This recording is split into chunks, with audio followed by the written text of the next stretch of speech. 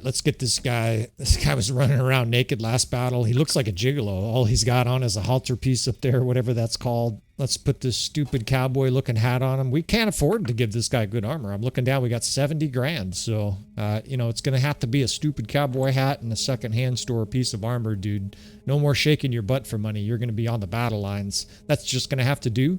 New character there, a new companion there. As companions get killed. Some of these companions will be renamed after Patreon supporters. Now, let's see. Before we go southwest here, let's start an episode. We'll wind this up here. Welcome back again to another episode of Tactical Enlightenment. Our YouTube channel is dedicated to all things Bannerlord related. Dedicated to this Vlandian campaign, even though we're in the furthest east of the map. That is because the siblings, the children of Baron York, Rylan and his siblings are down here on their own side campaign, right? These are parallel campaigns in this game, and we are immersed knee-deep in war. Now, it's gotten kind of ugly. We've had some losses, so Rylan went to his friends and is he knows how to beat a bully, right? Get more allies. Now, we weren't voted Hakoon Castle, which is a disappointment because that would be a pleasure to defend.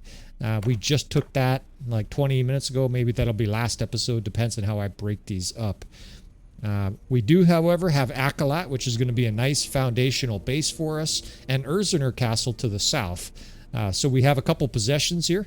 We're still at war with the Sturgeons and the Southern Empire, right? Ragenvad. In fact, we just captured Ragenvad. In fact, that I realize now one way we can make a little coin here, right? We can go to the old ransom dealer and say, hey, here's this pile of shit Grand Prince. What do you give us for him? 37 grand they'll give us. So we'll take it. Much needed coin. We are net positive, right? We've got some workshops going. We can pump our little city up here so that they build faster. Make sure that the warehouses are all these guys are sweat, you know, factory working 16-hour days back in the medieval era. Make us some money. And that's going to allow us to continue to feed and pay for this army. Now, it's a ragtag mix, right? We've got Rylan, we've got his wife, we've got Isegund, his youngest sister just joined, and the army really is a ragtag mix of all kinds of different troops. I would say it has a Khazate feel to it, but it's probably only 60% Khazate. Eventually, we'll get there. The plan is to be, 70, 80, 90% Khazate. Now, we gathered up this large army and used a bunch of influence because, frankly, we've been losing, right? We've been losing to superior Sturgeon forces. I don't know where we're going to go here, but we're seeking battle, right? We may eventually siege. There's all kinds of battle, though. We shouldn't have to go more than 3 or 4 days here, which is part of the reason we fire up an episode here, right? Action is granted with the StrengthenAI mod. Now, Seonag has been sieging this castle forever, so maybe we'll help her. Not quite certain. What did I miss? Oh, I thought I saw something involving Baron York, right? Don't forget, Baron York is running around doing his own thing, and just what the doctor ordered, right? Look at this shit. It looks like Coraine. I wonder if that's Caladog's daughter or somebody else named after it.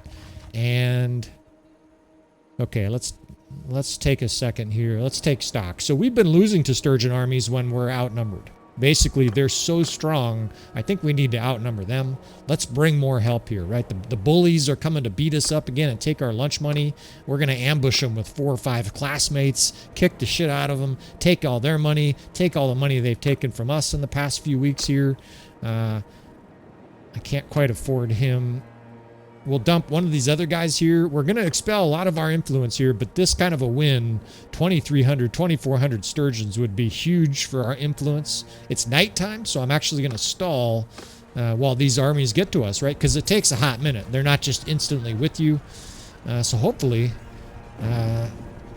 this army doesn't get whittled down too much. Now the enemy's getting reinforcements too, so maybe this is a net neutral. And I don't want to wait too long here. These fucks are taking longer than I expected. We're just going to have to fly into battle here. We have the reinforcement mod, of course. I mentioned that once in a while just so you guys don't think it somehow got turned off. So some of these armies may join after the battle, but we just got to engage here. 550 left in this allied force, and what a doozy, right? Everybody's here. Coraine is here. And indeed, Zuvan is here too, right? The legend himself is present at this battle. Yeah, there's some monster foes here in this battle. The proverbial deep breath before the plunge. And we've got to start winning these battles, right? This is another titanic battle in this campaign. And as with all these battles, they're one-shot affairs. The death for all mod is cracked. My palms start to sweat a little bit, even though it's a video game. I'm aware that hundreds of people are going to watch us either fail or succeed later on. Maybe the pressure's getting to me. I don't think so. I want a big fat 8th division here. Now, unfortunately, the ally, of course, is insta-suiciding here ahead of us. I got to set up the 2 cav divisions, 1st, 2nd, 3rd. Now we can move forward. We want to support them, but we're not going to do what they're going to do, right? These guys will definitely head first, take a cartwheel right into the maw of death. The Sturgeon force is going to have hundreds of their savage new troop, right? This Vlandian, sometimes I butcher the pronunciation of it. Apologies to the fellow who made this mod for me, Isaac. I'm doing my best. We are going to try to support, though, these suicidal, because they... and try to fight. We're going to fart and fight along the margins of the battle here. I'm going to set up a traditional kill box because I think we're starting to get to the point where we have an army that will disintegrate this kind of a powerful Sturgeon force. Right, these incredibly strong infantrymen. If you don't know what's going on here, again, you're probably a little lost. You probably want to rewind several episodes. These are a modded tier 6 Sturgeon/Norse infantry, and they are incredible. Right? If you haven't seen it so far, you're in for a treat. These guys are basically like Spartans in Bannerlord.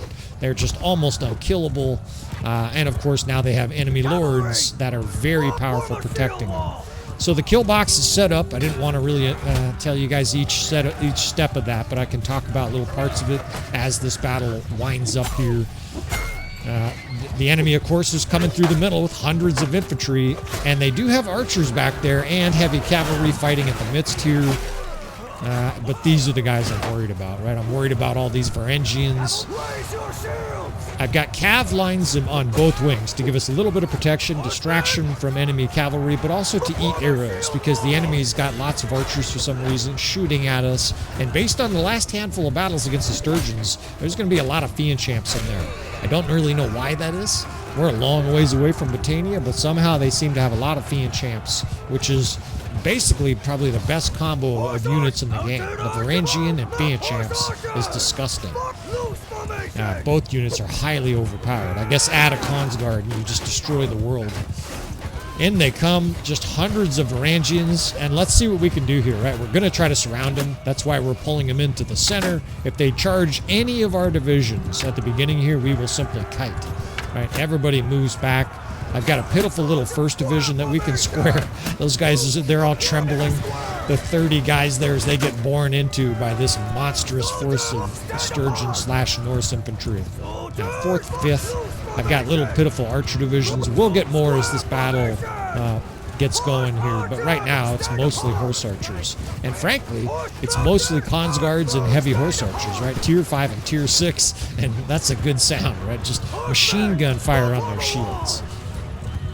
Take a little breath here. That cav line I'm just putting out there, and it saves your horse archers, right? Instead of shooting your horse.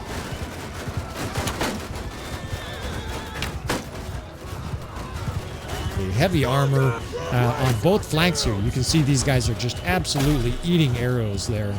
They're gonna kill us. And they do have fucking Fiend champs. I can see them at a distance. So ordinarily, an infantry division would already be dead, but this is no infantry division, right? This is no normal infantry division. This is 300 or 400 of the nastiest infantry anybody's ever seen. And it's going to take a pounding here, right? We're just absolutely machine gun firing it, and they're all accumulating arrows, and nobody's dying. That's incredible. Enough arrows, like Boromir, down you go, right? Now, I'm concerned about our ammo in a long battle like this, but there's nothing I can do, right? we just have to whittle these guys down. And they're really good at defense. They hold up their shields well. Nasty fuckers to kill. Of course, here comes a bunch of Tier 5 line breakers. This Sturgeon force is Well, it's going to be a joy to fight, right? War of the Four Powers. If you didn't get that yet, this is clearly one of the four powers. This new Norse-enhanced Sturgeon army is a fucking incredible thing to experience. Yeah, look at them eating arrows. Oh shit, I pulled the 8th too far. Let's pull them back. No, not forward. Let's get that 3rd to intercept some of those arrows and get the 8th reset there. I want him behind the enemy, but the enemy's, the infantry is sort of hesitant to commit. This guy's standing here by himself. And of course he blocks my strike, right? They're just, of course they have like 250 weapon skill.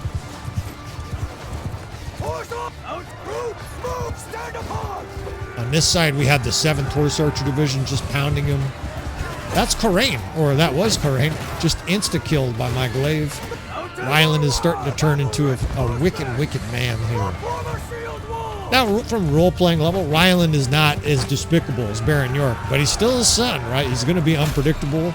You never know what you're going to expect from Ryland. I like to add a little role-playing to all of the campaigns and basically let it dictate on some level how we proceed. Do we raid villages? Do we execute nobles? Is there devious things that these guys are doing? Now, these guys are ready to be destroyed, so let's pull this Horse Archer Division, the 8th up, point blank.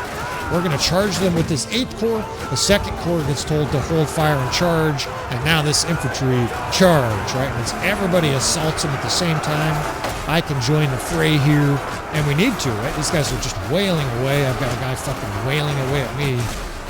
Fucking asshole. Fuck you. And they're still inflicting losses. I mean, it's amazing. We shot him with arrows for like 5 minutes, and it still is a brutal battle to take these guys out. You can just cue the boss music anytime these guys are left. Each guy's getting chased by like 10 guys to kill them. It's awesome. They're basically a god unit for Bannerlord. Now, I've already decided we're not really going to use these guys, either with the Baron York component of this campaign or the Ryland component, right? We're not going to have these guys in our army. They would just be way too powerful. In a way, with our tactical mix, especially mixing some Consguards, some Fiend Champs, some Master Archers, some Marksmen, it would be a little bit like giving me the One Ring, right? We would just... It would be so powerful, it would corrupt us, and we'd fucking take over the world. Jeff Bezos would be my bitch, and everything would go to shit, right? So we're not going to use them. I know we have a few, and our allies will have some, but we're not going to recruit them. We're not going to try to get more. If we have a half dozen, I'm not concerned about that. All right, so we've reset here, get a little distance, because I think we have the arrow's edge, right? We're still using that 3rd Corps out front. I've got an infantry division here to charge when the enemy moves units up. And anytime you have a ranged advantage, keep it, right? In other words, use it. Right now, we've got more units shooting than the enemy does, and so we don't want to just charge right at them. We want them to come to us. Now, they do have a ton of Fiend Champs, right? Every other archer is a Fiend Champ. It's kind of amazing. I don't know. Again, I don't know how that's happening. Let's use this ridge here. The 8th Corps can be pulled over the 6th to spread out beautifully. That 3rd Corps in a square. That'll give it a little better survivability. The infantry is cleaning up the middle. The 2nd and 5th are now archer divisions. I like to split my 2nd into the 5th, and I'll feed that 5th more archers. With the reinforcements, not with the reinforcement system, just the general vanilla reinforcement system, your archers come into the game in the 2nd unit slot. So that's how I'm sort of delineating them. 2nd, 5th is archers, 3rd will be cavalry. And other than that, it's trying not to get shot by hundreds of archers, cut guys down here. My hands aren't sweating. I'm not quite nervous yet. Maybe it's because so far so good. These kind of battles have a tendency to change, right? You just never know what's going to happen. All of a sudden, as soon as I said that, there's a gigantic flush of red here as we try to flank the enemy with horse archers. They may have more Varangians too, right? I didn't see any more after that initial wave, after that initial 400, but they could, for sure. They certainly have a lot of tier 5 units, wildlings and Fiend Champs and sergeants. I even saw a sharpshooter mixed in there. Now that back ridge is beautiful for us, right? Nice angle for our archers, shoot over our infantry's head. We can get a little flanking angle around here, and you guys can't see it probably, but my trained eye picks up my peekaboo ridge right here. You see that? The enemy can't see us here. What we can do is we can roll cavalry right over the top of that, and they'll be on them in a jiffy.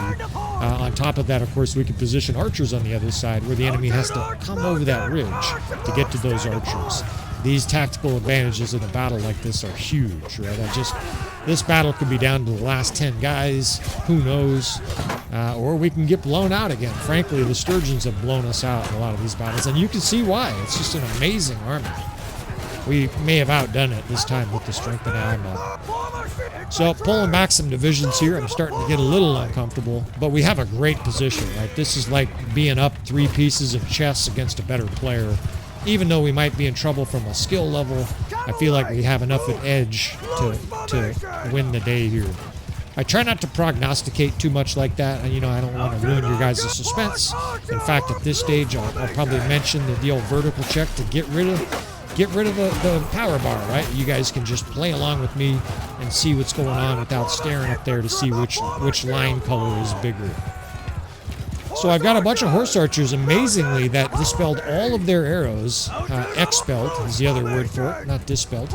Expelled all of their arrows, and now we can use them just to trample the enemy. It's not as effective as heavy cavalry, but it's not bad, right? They do good damage charging them. Of course, they cause carnage and knock guys around.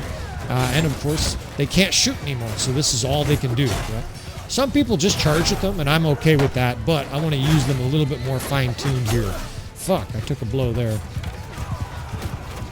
So far, so good, though, right? 2/3 of my health bar. Feeling pretty good. We've got reinforcements coming up. The death, it just went green, but it's regularly red, right? It's certainly, we're taking our licks so far. But that's a nice wave, right? It's a sudden flash of green as the enemy comes into this brutal barrage of arrows we have. Well, let's add to their misery here, right? We've been pulling back, not because we're afraid, but because we're going to rally and make a monster charge here. All right, I've got this 4th Division. They can be part of the lead charge. We've got the 6th, 7th, and 8th, our archer divisions or horse archer divisions that can plow through the side of these archers. We basically want to knock everybody all over the place while the rest of our units charge, and the timing is important, right? All of these horse archers and consguards charge through. Let's have these units charge here. 2nd and 5th can both charge. The 1st can charge. And that back division was a little bit off. It's a little bit, my angles weren't terrific, but in all these units go, and it's combined just malicious attack with tons of cavalry stampeding all these archers. This is how you close, right? You guys get to melee range. And you just want everybody aggressively moving on. Maybe we'll move the 5th to this side over here. There's a nice angle on the hills over here. And it wasn't, just a huge flush of green, but it would have been a lot of red if we just let them shoot at us for a while. I think that was a necessary risk. You want to make an omelet, you're going to crack some eggs. Right, let's start moving in aggressively here. It feels like we've got some momentum there. The enemy's units are all over the place. We've got a beautiful infantry line just butchering everything. I guess I can join it here. I just lost my horse. Let's get the 3rd shoved in there. Let's get those archers on that ridge. Get shot. Let's try to acquire a horse, but let's make sure our units are set up first, right? It takes you 30 seconds to get a horse. We'll call the 6th over. We'll be able to grab a horse. But that looks good. The second looks good. We can kind of push them forward. Just in a big, long spray here. I like moving up units after a really good beatdown like that because you have a second, right? The enemy is bringing in reinforcements. You've got 20 seconds to get your units where you want them. Now, I got to steal your horse here. Sorry, dude, I'm the commander. You guys can get back on. It's a game of musical horses. And now let's see from this high vantage point what we got going on here. I like our position. The enemy is coming in a sort of broken line because the reinforcements are feeding and they haven't been able to reform yet. Wipe out some of these guys that are coming in, sort of trickling in here. Yeah, we're winning this shit so far. Let's get that 3rd Division shoved right in here. I like using a cavalry division purely as a shield here. I know that's really foreign to a lot of guys, but when you're advancing this many archers and infantry, sometimes it's really nice just to have the enemy, just like we did earlier, shooting at your cavalry instead of just smoking every single archer in the face. We got all these archers spreading out here, and a lot of these guys are for sure shooting our cavalry instead. Oh shit, I got just smoked. Player agent is dead. Hal, this is Ryland's kind of fat, incompetent brother. I don't know, maybe that's not fair. He's one of the youngest, and you can tell by his athleticism. I don't know what his athleticism is, but it's bad. I feel like a slug. It's almost painful. But at least we're not out of the battle. We can still command, right? We've got a really good infantry and cav line here. Archers are raking. It's bloody, but it's a winning bloody. Now, this guy is sorry. Well, the good news is he's going to gain a lot of skill points, right? And me in here fighting, if I can kill 10 or 15 guys, or maybe I'll get killed. He can't get away. This guy's pretty hapless. Horses are dying. It's a beautiful, chaotic battle. Guys are getting shot right in the jugular. Uh-oh. It's a banner of the Southern Empire. Our enemies are bolstering their forces. Well, now we have to be even more aggressive here, right? Wait a minute. What do we got here? They're already here? Let's... Okay. What do we got going on? How could they be here already? Oh, Hal gets smoked. Well, this is probably better for command. He wasn't going to last long with 60 athleticism. We've got beautiful lines here. We can just basically hold this edge here, right? This edge, I don't know if you can see it, but there's a beautiful peakable ridge. We can get archers positioned high up on these hills here. The enemy will be forced effectively to come over that shallow ridge, and we can just smoke them with arrows, and then again, roll up their left flank. I like left flank in situations like this. I think it's because horse archers shoot better from their right to their left. Out of my way, motherfuckers. These guys in my way here, you just send them away. It drives me crazy when units are getting in my way. They're moving up a ton of infantry, but they can't have good infantry still, can they?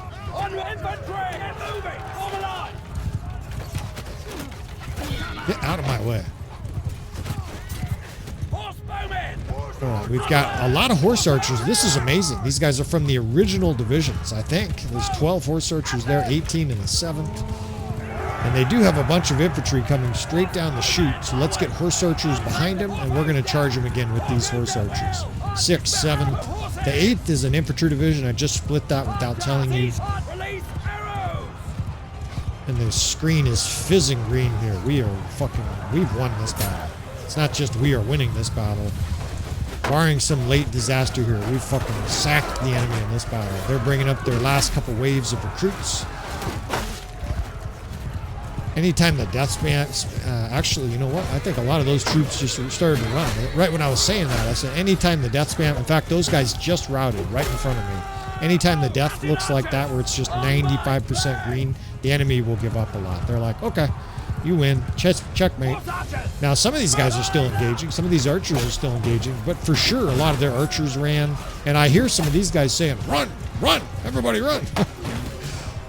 Because they got the Ryland beat down today. Now, we'll have to see what the butcher bill is. Certainly a lot of injured. But did we lose any companions?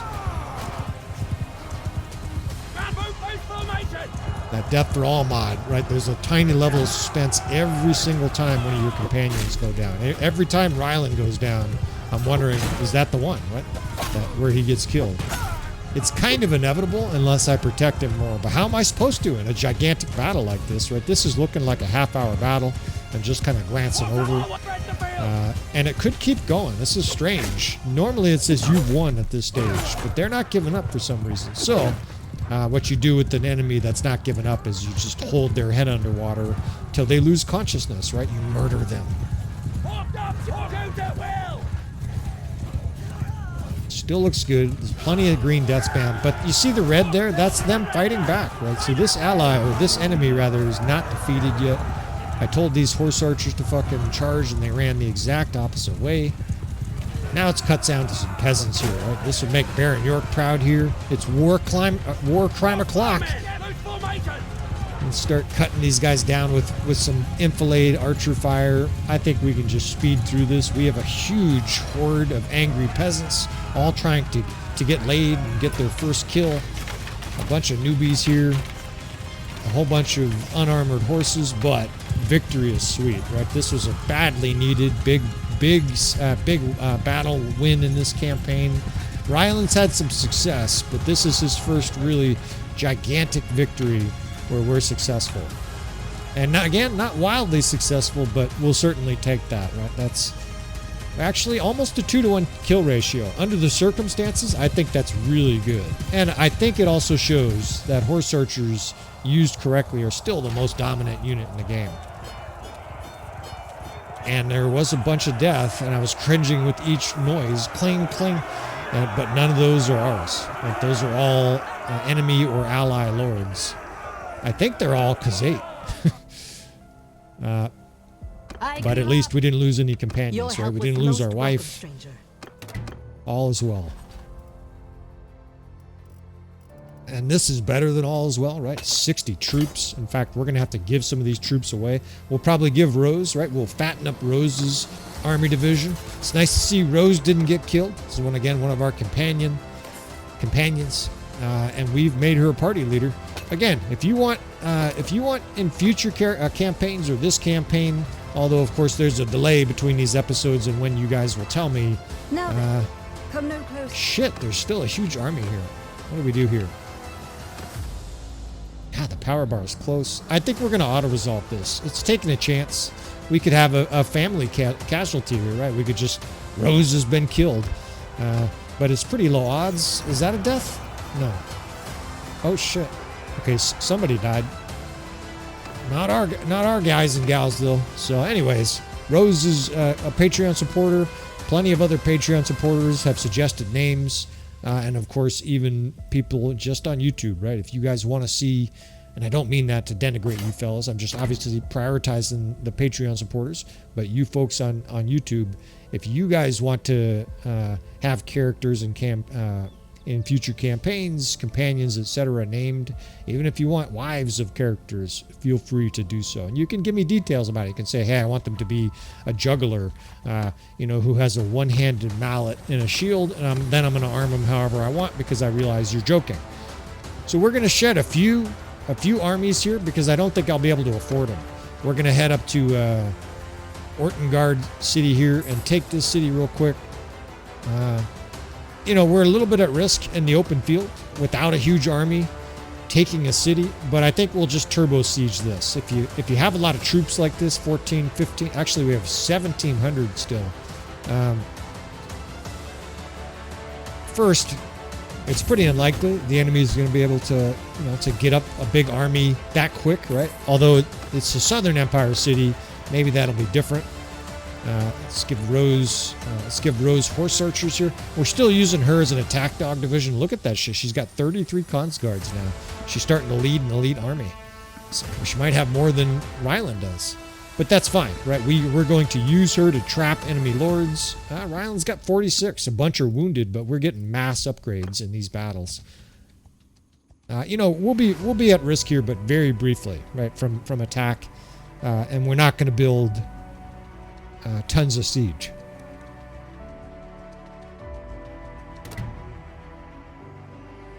All right. In pretty good health here. Do a few last upgrades.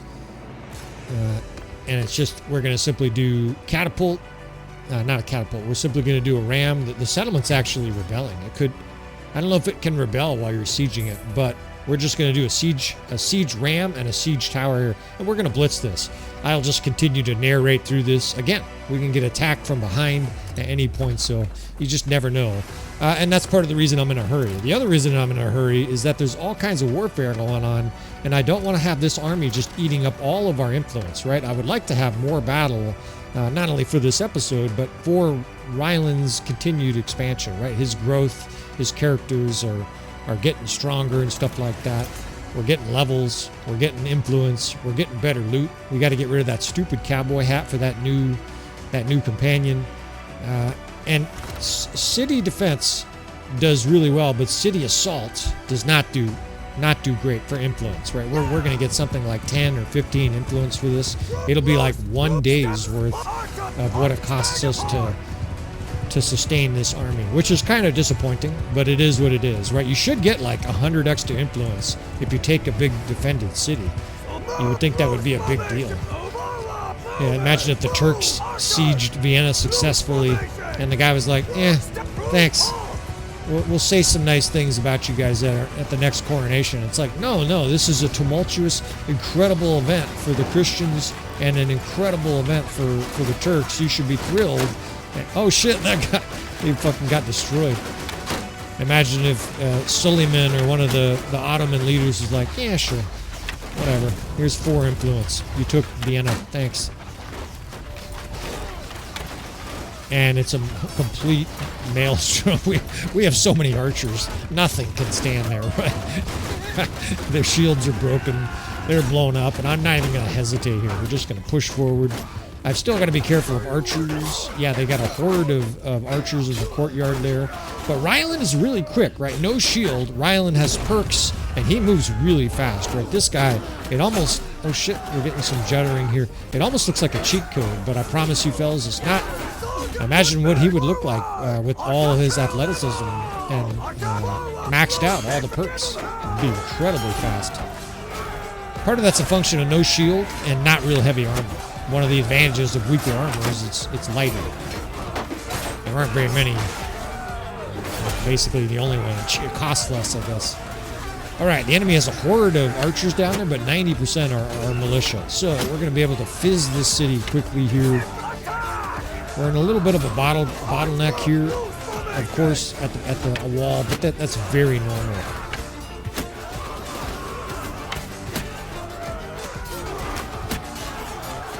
Smoke some of these archers. These guys all look like they're sleepwalking.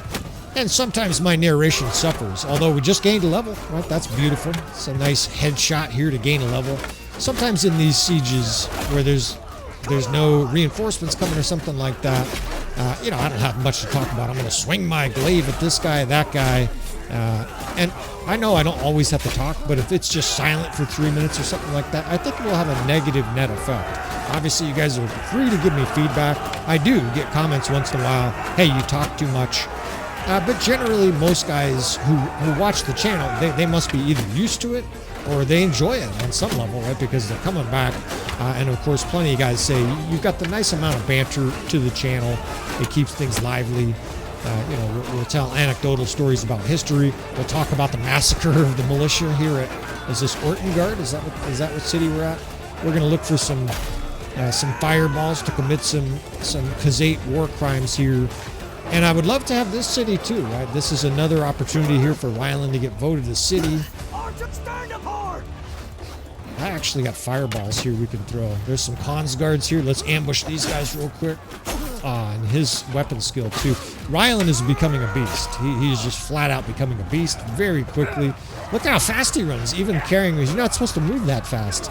These things normally slow you down, and he's just trucking. I mean, that's amazing. You normally can't get away from people when you're carrying those things, and I just ditched that guy on the walls. So, throw a few more fireballs here. And again, you guys can continue to speculate. If you don't know what's going on, right, there's essentially, these two campaigns are essentially happening at the same time. And of course, you guys are free to speculate. I'm not going to tell you what's going on here, of course. Let your imagination run free. What's essentially happening as we do a little matrix dodging here and just brutalize this defense force. What's happening is you guys are being entertained, right? I'm trying to create a living world here with all the cutscenes and stuff like that. And I think it's amazing that the son of Baron York might see him in combat, is watching him out there in the world, sacking cities and raiding villages and shit like that, capturing people. I think it adds a good ambiance to the story. Will there be more?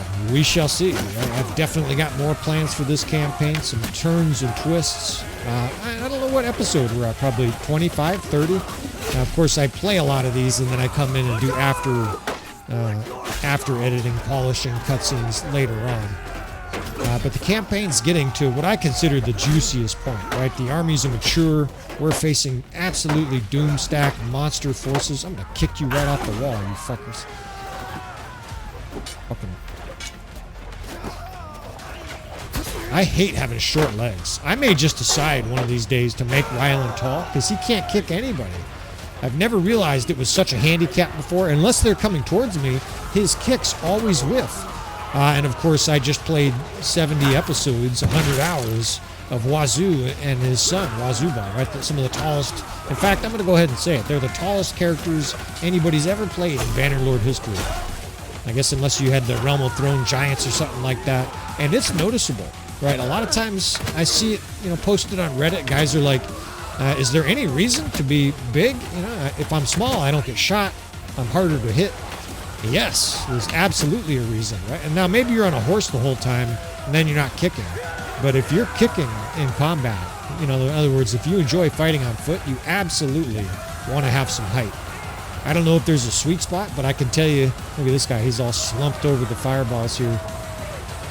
I can tell you, it's absolutely worth being taller so that you can kick people and have it be effective most of the time. If you whiff on a kick, you're usually highly vulnerable. And speaking of highly vulnerable here, right, we just blasted through this Kazate force.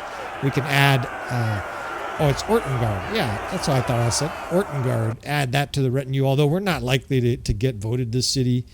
They're pretty stingy. Once you get one city, it's pretty rare for you to get another one, although it happens sometimes once you get enough influence and clan tier. So we've got to stick some... Actually, I don't know if I'm going to stick any troops in the city here, right? This is not probably going to be our city. And you don't stick troops in the garrison, of course, until you're voted the city. So, some mediocre loot here, and I think we're probably going to head south. I don't want to head too far into Sturgeon territory because then we'll just be a permanent war. Yeah, send troops against 0, thanks. We get, for some reason, we got a banner that I just skipped there.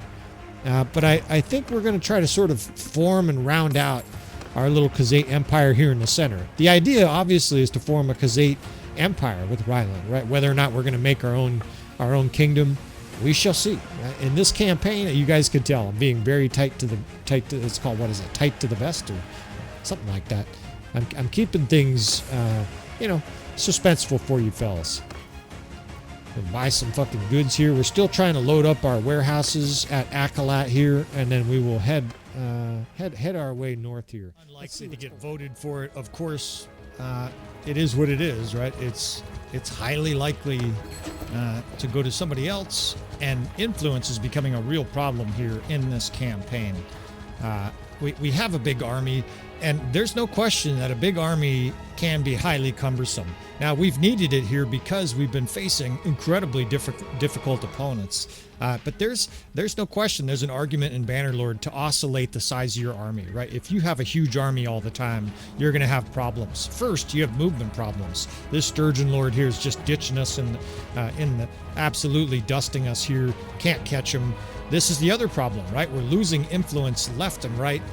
It's becoming a real burden just to keep this army this big. In fact, what I'm going to do here is disband some of this army, right? We're going to get leaner and meaner here. But I also want to, let's see if we get, don't want to make peace, trying to make peace with people. I want to talk about the companions some in this campaign, right? We're going to cover some of the companions from time to time, and we'll do so now. Now, forgive this little offset setup here of these things being out of order. It still gives me vertigo, and I couldn't tell you why this is happening. I really don't know. The endurance and cunning are switched. The intelligence and social are switched. It may be that there's a mod we've used that has done this. I apologize for this. If I can learn what's going on here, I'll try to fix it. Every once in a while, when you use mods, you get errors like this. But we're going to cover maybe 5 or 10 minutes here at the end of this episode. We will cover sort of some of my philosophies, developing companions, developing wives and whatnot of Ryland and company. He's starting to get very potent, right? Level 35. Ordinarily, of course, you guys know, I encourage you to get intelligence. That is because the best perk in the entire game is this, right? As soon as you start to get like 300 medicine skill, maybe 315, and heaven forbid 330, your army becomes, a doom stack. You just maul everything, as our 400 series has shown, right? Hugh the Hammer running around with his army of 400 elite troops with 330 medicine skill. They become gods of war. Now, Ryland here is spec'd a little bit like his dad, right? He's got more bow skill. His dad, of course, is crossbow, the Baron. But Ryland chooses to swing a polearm, right? And that is because he doesn't like his dad, right? He got exiled from his dad, and so he's got a little different way of going about it. This is still, I think, a pretty successful spec. The athletics, you guys will hear me talk about that probably ad nausea. And then he's got some nice commander skills here as well. We're kind of ignoring cunning. We have a personal scout. We're not auto-resolving a ton of battles, and obviously we're not going around shaking down shop dealers, right? We don't need roguery. Now I have a perk point and I'm not going to use it, right? Sometimes you'll just see me not use it. This is Billick. This is, I think, the wife of Henry. He or she has sort of a dismal spec. This is about the worst way you could possibly spec a character, and this was done by the AI before we got a hold of her. This is pretty bad. About the only thing good you can say that comes from this is when you see her trait, her benefit, her perk list, either as a governor or as a warrior in battle. It's pretty good because she does a little bit of everything, right? She's helping people shoot bows better. She's helping people throw weapons better, etc. But overall, this is basically the worst possible thing you can do to a character.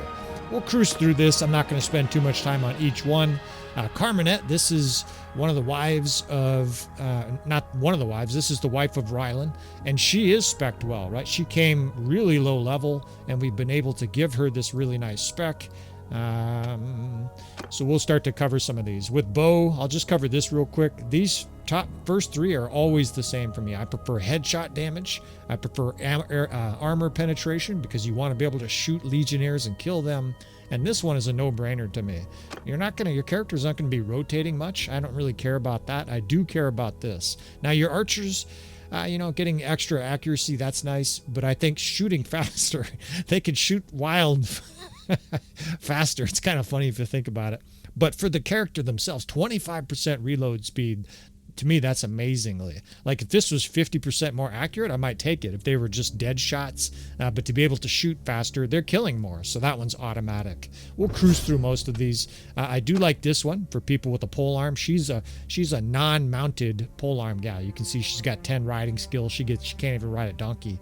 I like this because that means they're knocking units off their horses. However, the AI doesn't do a great job of swinging at horses on foot. Athletic side, you're going to see me talk about this over and over again. We're trying to get these two perks. These are for sure, or at least this is for sure the most important thing for a character, is to make sure you get them to 200 athletics. That way they get these two extra perks. So we're just sort of building it up, and these I don't care that much about. With her, you could, prisoners and all that stuff. She may never lead a group in this whole campaign. So moving right along here, Henry, this is the oldest brother of Rylan. And he's dumb as a rock, right? This guy, he's real dumb. But if you point him at something and tell him to kill it, he does exactly that, right? He's spec'd to kill here. And I think as soon as he gets, level 32 here, he'll be 10, 10, 10, right? He'll basically be Achilles on the battlefield, right? Now, we've been speccing him out for bow. And eventually, we're going to stick him on a horse. Right now, we're leveling up his athleticism. Why? Because I already mentioned it, right? You want these perks. If you start a character on horse, you lose out on these perks. What I recommend is you start out your companions, your children, on foot, and then put them on horse, at least once they have 200 athleticism, right? Because they gain these extra perks.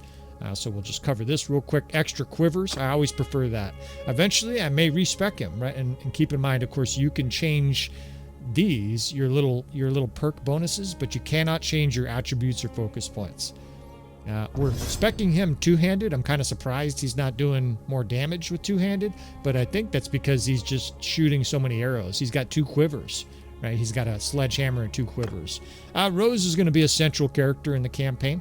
She is the oldest sister of Rylan here. This is actually not only named after, but she sent me a character code I was able to use with the mod to make it look like her character in her game. So if that's something you're interested in, join our Patreon. If you want to support me, I'm happy to do this kind of stuff for you folks. So this is Rose. She posted a video of herself doing some tactics one day, and I thought it was great. The next thing you know, she becomes a Patreon supporter, right? I guess we're doing the mutual praise kind of thing. So these two skills here, as a two-handed warrior, I always prefer the top one. It used to be way more damage. They actually nerfed this, but this one right here, 15% more damage when they have 90% or more. Your characters are going to get wounded for sure. They're going to get shot right away in battles, right? They're rarely going to have 90% or more. I prefer this, where once they're injured, they start doing major damage. This next one, I don't deflect arrows. Not going to waste too much time here, but because she's leading a party, I want her every single time. Party limit, right? We want her to lead as large of army as possible. This one right here, at least we want her injuring mounts. They rarely just sit there and hold their aim, so I prefer that lower one almost always. And I feel bad, I didn't expect these with their athleticism, but we're for sure going to do endurance and vigor. Right now she's a stronger, more athletic warrior. That 200 athleticism is just a vital. It's an automatic. You guys should all be chasing that. This one here, extra hit points. This is another one, just like party size. I'm always going to prefer that, right? And this is another one that's automatic, right? When your healing rate, 15% healing rate, when your morale is above 70, we're not resting in settlements. Very rarely are we just sitting in a settlement. We want this, right? We're almost always above 70 morale anyways, so that means her troops are healing faster on the move. And the last one, what a surprise, right? Party size limit. Now, we're not going to spend as much time on the rest of the characters here. Now, Hal is really slow, and I realize there's a perk I can give him shortly. Combat, so no shield, so he's going to have a shield. We want, it's this one, I think.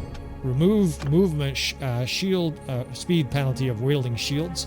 This guy, I used him in a battle or two. He's unbelievably slow, right? So even though I preferred he did more damage, he's so slow, I want him to have that perk. If you find yourself moving slow and you have a shield, make sure you try this perk out. It's amazing the difference. Isegund, this is our scout, of course. We're going to give her faster daytime travel and longer or faster speed rather on the steppes and plains. And of course, we're fighting on steppes and plains a lot. This one, not as important. I do like charge damage, right? If you have a whole bunch of companions running behind you with their riding a horse behind you, and they're all plus charge damage, you can do major damage to a division collectively. I'm not going to cover every single one of these characters, but this knucklehead here is a brand new dumb rock line breaker. By the way, some of these companions will just vanish in this campaign. There's a limit to how many companions you can have. And obviously some of these guys are they're standing in because we have other companions that are out there doing quests. Same thing with this. This guy's kind of an afterthought here. I'm not too worried about the perks for this dipshit. And we already have a scout anyways. Aragon the Huntress, she's filling in also, and very typical, right? We've been pouring her athleticism in, so we'll give her some extra endurance, and that's auto-catalytic, right? More endurance means you get these other perks faster. I just can't emphasize enough how important that is. We'll give her another perk point, another focus point here to two-handed. She's kind of a weaker example of Rose, right? A two-handed bow. In theory, she can be a scout. It's nice to have a backup scout. Now this one, it's plus damage with two-handed axes or maces. I prefer this. In fact, anytime I have a chance, I like to give companions a sledgehammer. It's a tier 4 weapon, and it's very effective. It's very cheap. It mauls the enemy. Of course, they do good damage to armored foes, and it swings faster than most axes. I like all that. Now, you can choose faster swing speed, but here I just want her doing a little bit more damage. In fact, quite a bit more damage with that hammer. Cover these last two here. Another couple sort of fill-in knuckleheads. These guys don't matter too much as we cruise right along here. This dipshit that we previewed probably at the beginning of this episode who is naked, again, doesn't matter too much. This one's an automatic one if you're throwing, by the way. You want that draw speed. If you don't have this perk, it's amazing how slow it takes you to pull a javelin from your bag. It just is painfully slow. All right, well, this campaign's going to continue. Of course, there's plenty more action to come. Hopefully you join me for that, especially with the delay of the DLC. There might be 40, even 50 episodes, friends. So buckle up. I hope you're ready for the process. I hope you're excited for what's ahead. And with all that said, I will see you, friends and ladies, and everybody else next time.